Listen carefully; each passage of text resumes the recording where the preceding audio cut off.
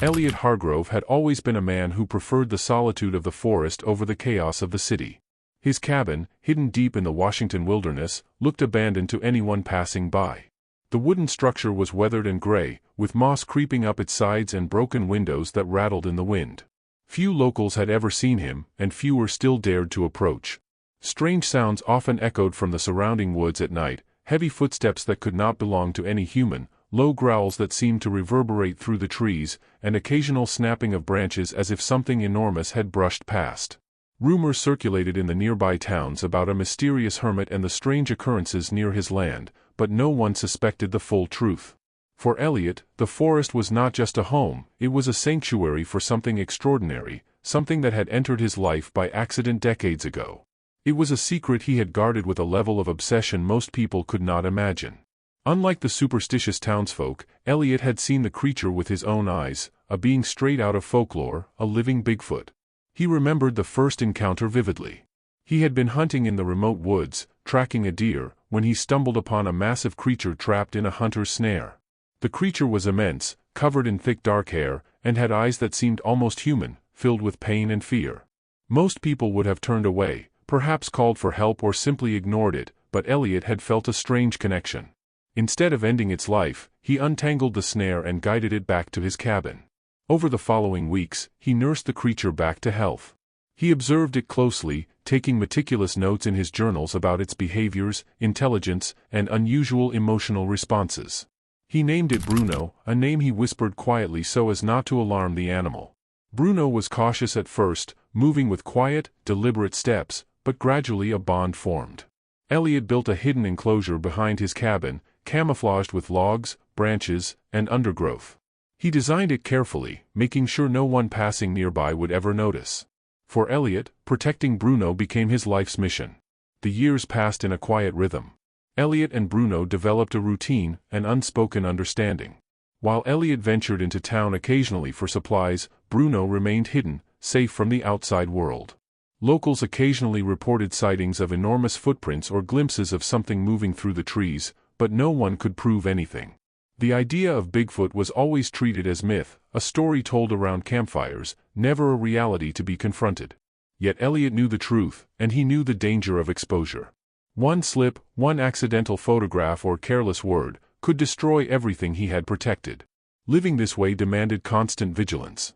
Elliot had learned to move silently, to anticipate curious hikers, and to understand the subtleties of his unusual companion. The forest, once a place of solace, had become both a haven and a prison, a world of shadows where a secret life unfolded, unknown to anyone else. 40 years would pass in this delicate balance, a hidden bond between man and legend, until the world finally closed in on them in a way Elliot had never imagined. It had been early autumn when Elliot first realized the depth of Bruno's intelligence. The creature had grown stronger and more cautious, learning the rhythm of the forest and the patterns of Elliot's life. It moved silently through the trees, yet seemed to understand when Elliot entered the cabin or approached its enclosure. At first, Bruno's curiosity was cautious, its massive frame shifting in the shadows as though testing the boundaries of trust. Elliot spent hours observing it, documenting everything in his journals, the way it tilted its head when confused, the subtle expressions in its eyes, the way it mimicked certain sounds. He was fascinated, but he also understood that every observation could not be taken lightly. One misstep, one misinterpretation of its behavior, and Bruno could become frightened or aggressive. Over time, Elliot experimented with small methods of communication. He taught Bruno to respond to gestures, to recognize certain signs, and even to understand a few simple words. It was painstaking work, built on patience and careful observation, but the creature adapted remarkably quickly. Elliot had never encountered any animal with such responsiveness. It was as though Bruno understood not just the instructions but the intent behind them. Some nights, he would watch Bruno sit quietly by the edge of the enclosure, its massive eyes reflecting the firelight from the cabin, and he could swear it seemed to ponder its own existence. It was both humbling and terrifying to realize that this being, hidden from the world, was more aware than he had ever imagined. Elliot's routine became a delicate dance. He hunted for food in the surrounding forest, grew vegetables in small patches near the cabin, and crafted simple enrichment tools for Bruno to occupy its mind. He even constructed rudimentary puzzles from wood and rope, observing as Bruno manipulated them with surprising dexterity. Nights were the most intense. He would sit by the enclosure, listening to the creature breathe, counting the hours until dawn, ensuring no sound escaped to the forest beyond.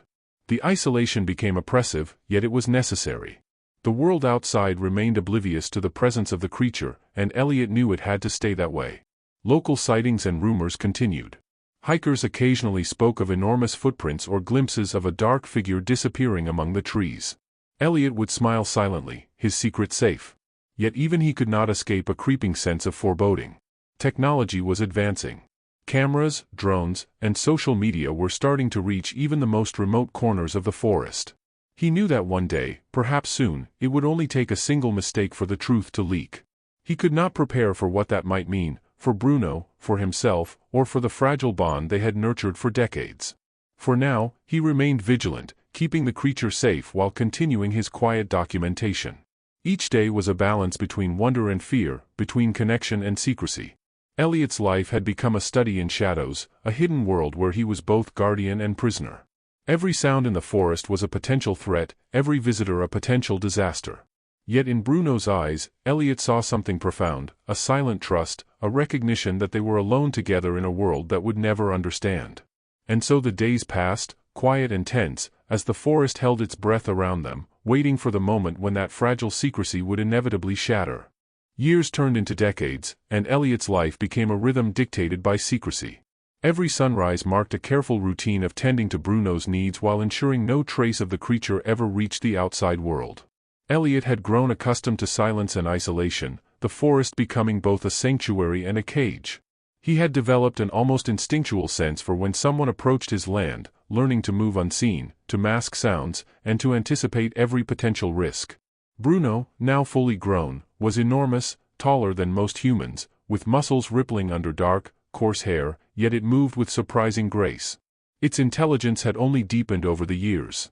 It seemed to understand danger instinctively and would retreat into hidden corners of its enclosure whenever Elliot sensed an outsider nearby. Elliot's connection with Bruno was no longer just caretaker and creature. It had evolved into a fragile partnership. He observed subtle behaviors, how Bruno could mimic certain actions he demonstrated, how it recognized patterns in the forest, and even how it displayed emotions ranging from curiosity to fear. He noted everything in his journals, drawing sketches of footprints, markings on trees, and Bruno's unusual expressions. In a strange way, he felt as though he had found a companion who understood the world differently, a being not bound by human rules but capable of a silent, profound intelligence. The bond was unspoken, but unbreakable, forged through decades of careful observation, shared meals, and nights spent in the forest shadows. Despite this connection, the weight of secrecy pressed constantly on Elliot. Every sound beyond the cabin, every glint of movement in the forest, triggered an immediate alert. He had devised elaborate measures to shield Bruno from detection, hidden tunnels beneath the enclosure, camouflaged barriers, and even false trails leading away from the cabin. He knew that if anyone discovered the creature, the consequences would be catastrophic. Scientists would likely confiscate Bruno, media attention would be relentless, and Elliot himself could face severe legal repercussions. The thought of losing Bruno, the creature he had saved and nurtured for decades, filled him with a quiet dread. Yet even the most careful plans could not prevent accidents. Small disturbances in the forest, campers leaving behind stray cameras, hikers wandering too close to his property, reminded Elliot how fragile his secrecy truly was. He moved with a constant awareness, a careful balance between tending to Bruno and hiding every evidence of its existence.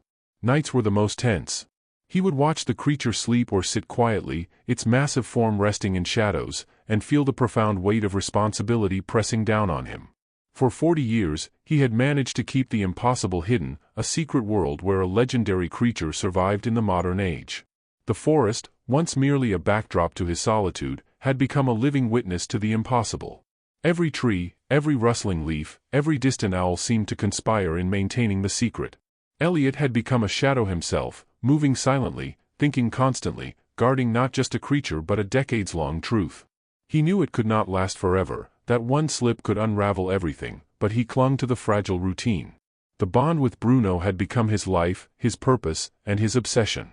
In that quiet wilderness, two beings existed in parallel worlds, one human, one legend, linked by trust, fear, and the knowledge that discovery could come at any moment. In the fall of 2023, Elliot's carefully guarded world began to unravel.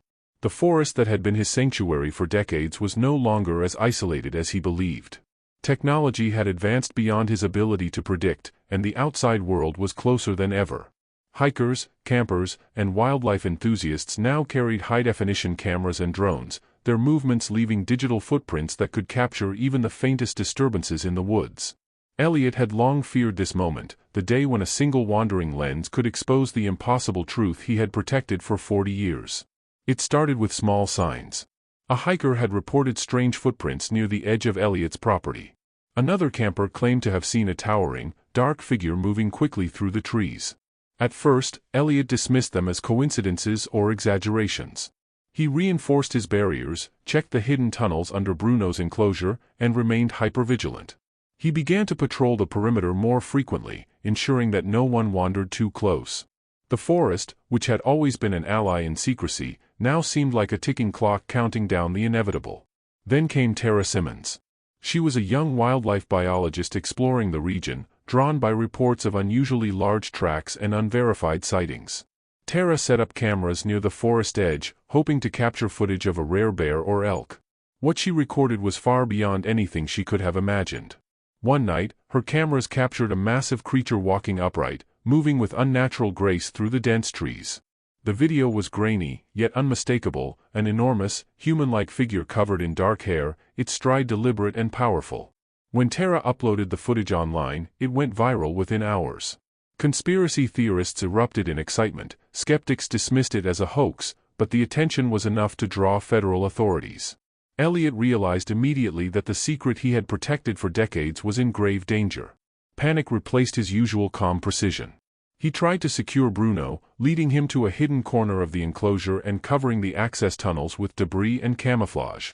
Yet he knew it was only a matter of time. The cameras, the online buzz, and the attention of outsiders meant that the forest was no longer safe. Every movement outside his cabin had become a potential threat. The next few days were a tense game of observation and evasion. Elliot monitored the forest constantly, noting distant headlights, drone activity, and unusual foot traffic. He felt the walls of his world closing in, the weight of decades of secrecy pressing down with unbearable force. Bruno, sensing Elliot's unease, stayed unusually quiet, its massive frame hidden in the shadows. The bond they had nurtured for decades was now tested under a new, terrifying pressure. Elliot realized that even his meticulous precautions might no longer be enough. The forest, once his ally and refuge, had become a trap, and the world outside was finally closing in on the impossible secret he had worked so hard to protect. The morning the authorities arrived, Elliot knew there was no turning back. The forest that had sheltered him and Bruno for decades was now swarming with agents. Federal wildlife officers, the FBI, and special containment teams moved methodically, surrounding his cabin and cutting off every possible escape route. Elliot had prepared for the possibility of outsiders, but never at this scale. Every decision he had made over 40 years, the tunnels, the camouflage, the hidden enclosure, was being tested in an instant. He led Bruno to the innermost corner of the enclosure, covering the entrance with logs and branches, praying that the creature would remain unseen. The raid was precise. Agents advanced with a combination of caution and force, scanning every shadow, checking every nook, and documenting every step. Elliot could only watch, a sense of helplessness rising with every footfall on the forest floor. He had always believed that secrecy, patience, and knowledge of the land could protect Bruno. But he had underestimated the relentless efficiency of modern authorities. A mixture of fear and regret tightened in his chest as he realized the decades of careful isolation were collapsing in real time. When the agents finally discovered the enclosure, their reaction was a mixture of shock and awe. Bruno, crouched low in the shadows, rose slowly, towering over the intruders. Its massive frame, dark hair, and piercing eyes left no doubt about the reality of what Elliot had kept hidden. The creature froze for a moment, unsure whether to flee or defend itself. Elliot felt a pang of guilt. He had failed to shield Bruno from a world that could not comprehend it. The agents moved cautiously, using nets and tranquilizers in a combination of science and precaution. The encounter was tense, each second feeling like an eternity, as the creature's powerful presence filled the clearing. Once subdued, Bruno was carefully restrained and loaded into a specially designed containment vehicle. Elliot followed behind, restrained himself by order of the authorities, the forest that had been a lifelong sanctuary fading in the distance. As the vehicle disappeared along the winding roads, Elliot realized the magnitude of what had occurred. Bruno, the creature he had nurtured and protected for 40 years, was now in the hands of the federal government. The secret he had preserved, the bond he had cultivated, had been forcibly severed. Elliot faced interrogation, legal proceedings, and public scrutiny, though the details of Bruno's capture were classified. The media reported only partial accounts, hinting at an extraordinary discovery in the Washington wilderness.